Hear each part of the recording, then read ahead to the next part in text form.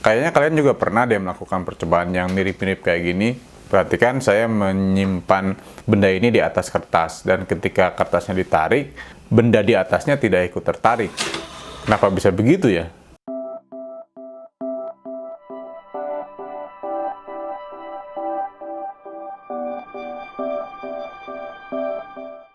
Assalamualaikum warahmatullahi wabarakatuh. Apa kabar semuanya? Semoga dalam keadaan baik-baik saja. Sebelum kita menjawab pertanyaan yang di awal tadi, ada baiknya kalau kita memahami dulu konsep mengenai gaya. Tapi yang harus kita pahami bersama di sini adalah gaya yang dimaksud di fisika bukanlah gaya yang mungkin sering kita dengar di istilah kehidupan sehari-hari.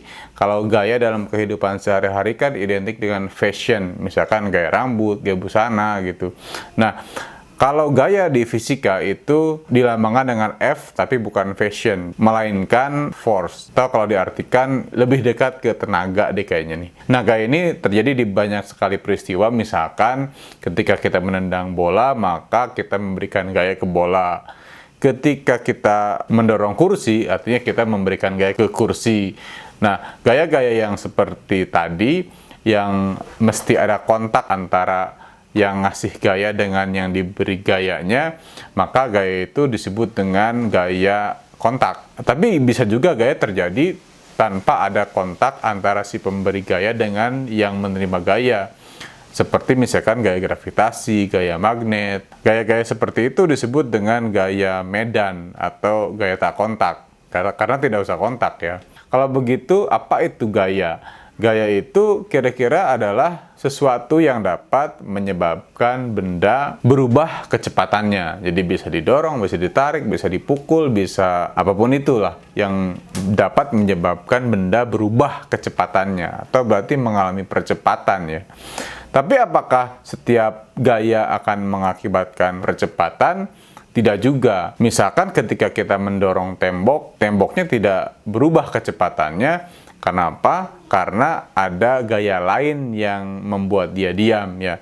Jadi kalau jumlah gayanya 0, maka tidak akan ada perubahan kecepatan. Jadi ketika tidak ada gaya luar atau jumlah gayanya sama dengan 0, benda yang diam akan terus diam, dan benda yang bergerak lurus beraturan itu akan tetap bergerak lurus beraturan.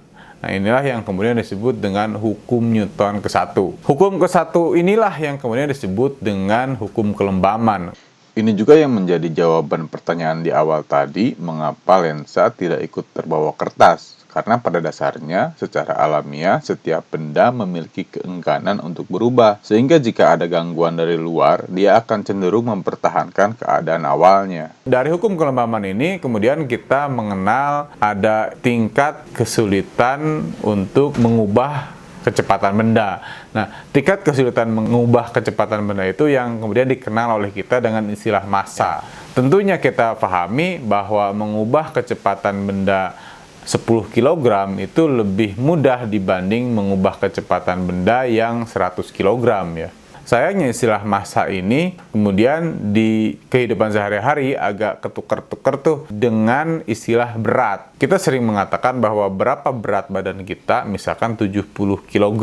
Sebenarnya itu salah. Cuman karena sudah berlaku umum di masyarakat, jadi serasa benar gitu ya. Massa itu satuannya kilogram, kalau berat bahkan satuannya adalah Newton. Kalau massa itu tidak dipengaruhi oleh gravitasi, kalau berat itu dipengaruhi oleh gravitasi. Sekarang gini deh, sebuah benda massanya 10 kg. Benda itu, dimanapun benda itu berada, massanya tetap 10 kg.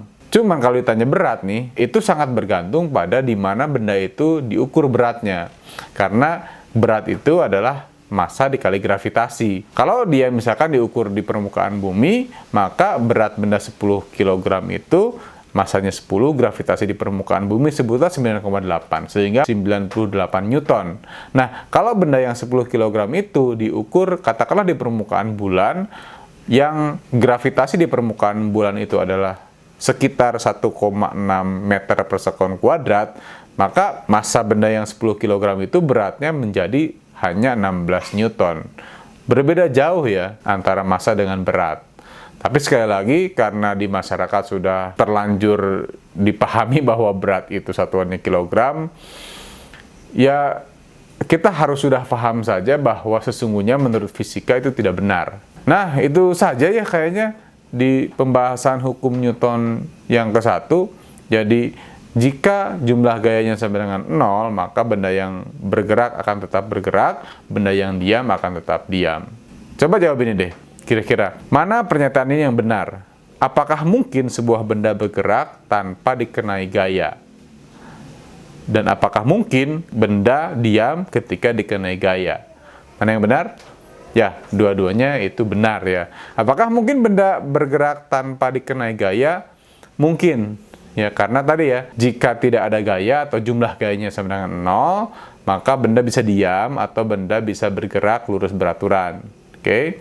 Yang penting kecepatannya tidak berubah deh. Entah itu besarnya atau arahnya. Yang kedua juga, ketika dikenai gaya, benda mungkin akan diam jika ada gaya lain yang melawan gaya yang diberikan sehingga jumlah gayanya sama dengan 0. Gitu. Nah, itu dia video pada kesempatan kali ini. Kita ketemu lagi di video berikutnya. Terima kasih. Saya Agung Firmansyah dari Tongsis Fisika.